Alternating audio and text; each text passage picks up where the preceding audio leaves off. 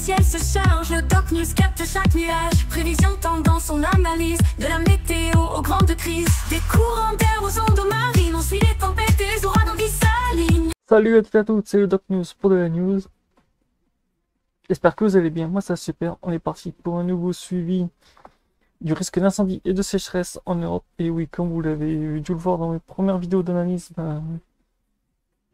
l'Europe va passer sur une petite sécheresse au nord et au sud. Il y aura beaucoup de pluie, mais dans le nord, on a un risque d'incendie qui pourra limite se prolonger jusqu'au 14. Et qui se prolongera même plus qu'au 14, parce que ce que je vois, les pronostics sont pas très...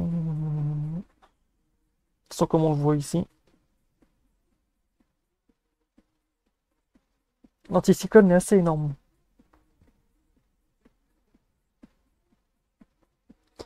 Que va-t-il se passer? Avec un anticyclone comme ça, le risque de sécheresse est déjà actif. Par chez moi, j'ai déjà eu un incendie de feu de forêt. Et oui, par chez moi, j'ai quand même quelques forêts et tout, et l'incendie, j'en ferai un article dessus, c'est assez violent. Et ce n'est pas fini, parce que le risque de sécheresse et d'incendie va être très très violent.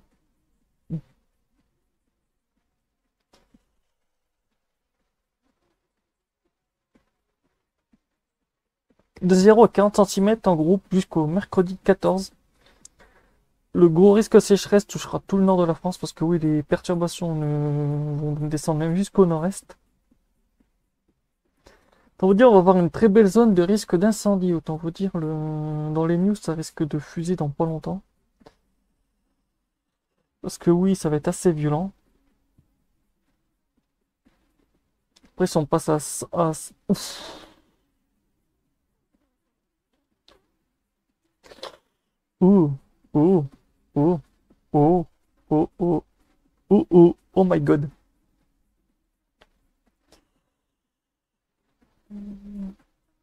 Ah oui, ah oui, ah ouais.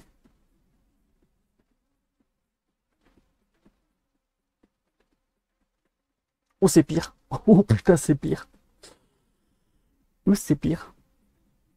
Anomalie d'humidité. En fait, on n'a pas d'humidité. En fait, les perturbations sont très... Ah ouais, quand même.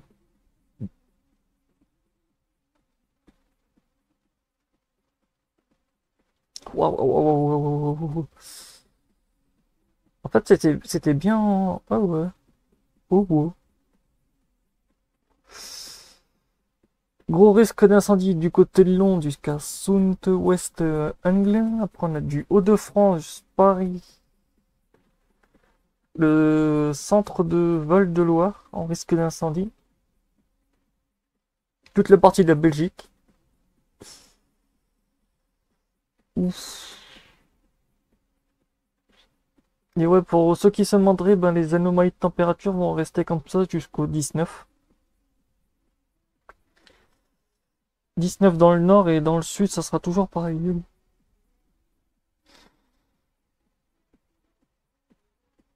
Autant vous dire, voilà. Ça va être à surveiller, tout ça, ces incendies vont être assez violents.